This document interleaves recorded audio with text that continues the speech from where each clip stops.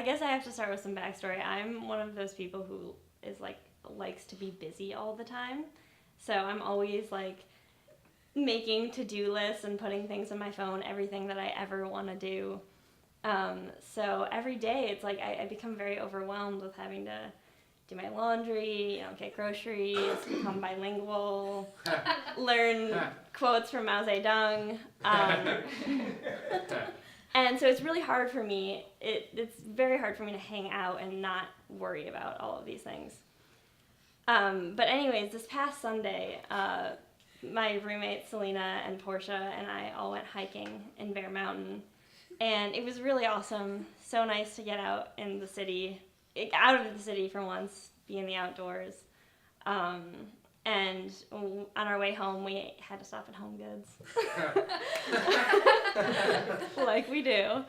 And when you go to Home Goods, anyone who goes there, I think it's just normal to migrate to the miscellaneous food section, which has like all these weird oils and like eccentric flavored coffees, like butter, praline, toffee, and just things that you definitely don't need but can really like justify buying because they're at Home Goods and they're like on sale.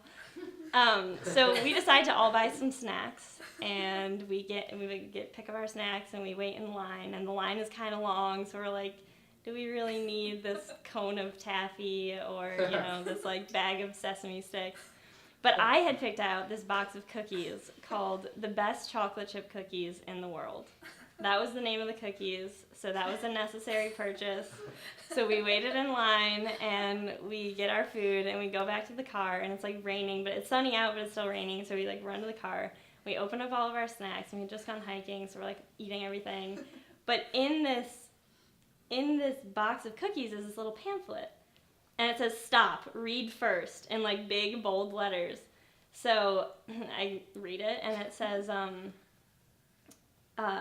these cookies are packaged in an oxygen barrier foil bag, and like a fine wine, they benefit from the process of decanting. So upon opening, let the cookies aerate for 10 minutes. Now, I have a lot of things to do. I have to be bilingual. I have to like learn how to play the ukulele. I'm hungry. I'm like, no. I'm not gonna wait to eat these cookies. But Selena and Portia were like, no, like there's more. There's like a whole thing in the pamphlet.